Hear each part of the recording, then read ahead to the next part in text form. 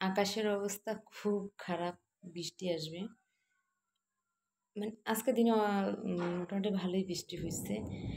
আমি যখন ভিডিও করতেছি এখন সন্ধ্যা। তো আকাশ খুব ডাকতেছে, মানে ঝড় আসবে। আর আরেকটা কি কার কাছে হয়তো আমার কথাটা নিয়ে অনেকেই করতে পারেন যে আমার না মানে অনেক ঝড় আসলে আর ধরেন প্রচুর ঝড় আসছে। আমি ছোট থাকতে আমার ভালো লাগতো সেই জিনিসটা।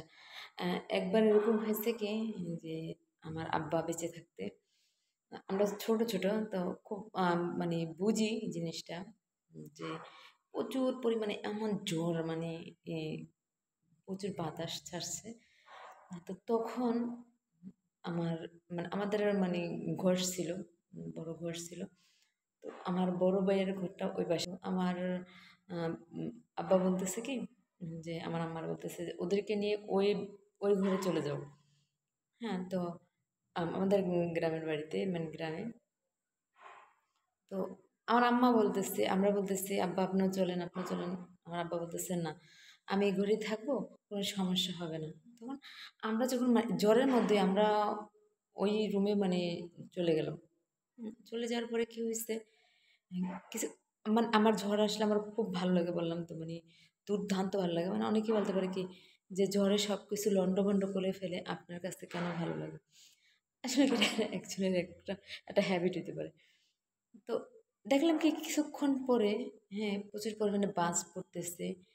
আর তখন আহ, আমাদের বাসার পাশে মানে বাসা থেকে একটু দূরে 2 মিনিটের রাস্তা, মানে রাস্তার পাশে মানে নিরাশ্রয় লোকরা যারা মানে সরকারি রাস্তার পাশে ঘর উঠে থাকে তাদের ঘরগুলো পড়ে যাচ্ছে। হ্যাঁ, আমার মা তো খুব কান্নাকাটি করতেছে। এর মাঝে দেখলাম কি আমাদের ঘরটা পড়ে গেছে। ওই ঘরে কিন্তু আমার আব্বা আছে ওই ঘরে, ঠিক আছে। মানে সবাই খুব কান্নাকাটি করতেছে যে আব্বা ওই রুমের ভিতরে আছে। তখন দেখলাম কি যে কিছুক্ষণ পরে মানে ঝড় থেমে যায়। ঝড়টা থেমে যাওয়ার পরে মানে ওই যে ঘরটা চাপা পড়ে আছে, চাপা ঘরের মধ্যে কিন্তু আমার আব্বা পড়ে আছে। মানে কথাটা কেন বলতেছি যে বাবা মা কেমন হয়, নিজের জান বাজি রাখে কিন্তু সন্তানের জান বাঁচিয়ে দেয়। কিন্তু যে চাইলে আমার বাবা আমাদের সাথে আসতে পারতো, মানে আসেনি কেন মানে উম, আগের দিনের মানুষের যেরকম মানে অনেক রকমের কথা আছে না, যে যদি যদি ওই ঘর থেকে যদি চলে আসে খালি ঘর নাকি বাতাসে ফেলে দেয়, মানে এরকম এরকম কিছু কিছু টাইপের কথা আছে না। ওই কথাগুলোই মানে আমার আব্বা মানে বলতেছে যে না আমি যদি চলে আসি তাহলে এরকম হবে কি যে ঘরটা পড়ে যাবে। হুম, হুম। তো আমার মেয়েরা বাবা মার চিন্তা ভাবনা যেরকম হয় আর কি, মানে ওই চিন্তাটা করে উনি আসেনি। হুম, কিন্তু আহ, ঠিকই তার সন্তানদেরকে পাঠিয়ে দিচ্ছে। যে ওই ঘরটার কি প্রয়োজন ছিল, যে জায়গায় আমার জান থাকবে না, আমার জীবন থাকবে না, কিন্তু তার একটাই উদ্দেশ্য ছিল যে আমার জান চলে যাক কিন্তু আমার সন্তানরা নিরাপদ আছে।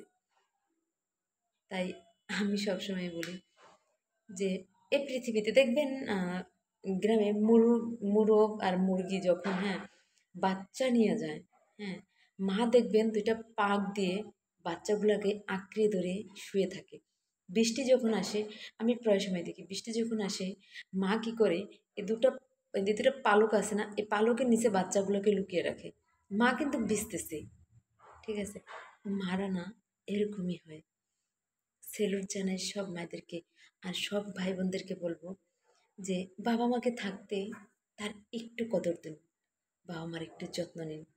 দিন শেষে আপনিও বাবা হবেন, আপনিও মা হবেন। একজন বৌমার উচিত তার শাশুড়িকে নিজের মায়ের মতন করে ভালোবাসতে। কিন্তু হয় না, আমাদের সমাজে এটা হয় না, এটা আমি জানি। যে তারপরে কি কিছু কিছু জিনিস আছে যে কিছু শাশুড়ির স্বভাব পরিবর্তন হয় না যতই মেয়ে বলুক। তারপরে কি দিন শেষে কি আবার কিছু টাইপের শাশুড়ি আছে মায়ের চেয়েও বেশি করে। আমি এমন বহু শাশুড়ি দেখেছি, কিন্তু আমি বলবো না। আবার এমনও শাশুড়ি দেখেছি যে মেয়ের মাঝে আর ছেলেগুলোর মাঝে মানে খুব পার্থক্য খুঁজে বের করে। সেই মাদেরকে বলবো আপনার মেয়েটাও অন্য বাড়ির বউ হয়ে যায়।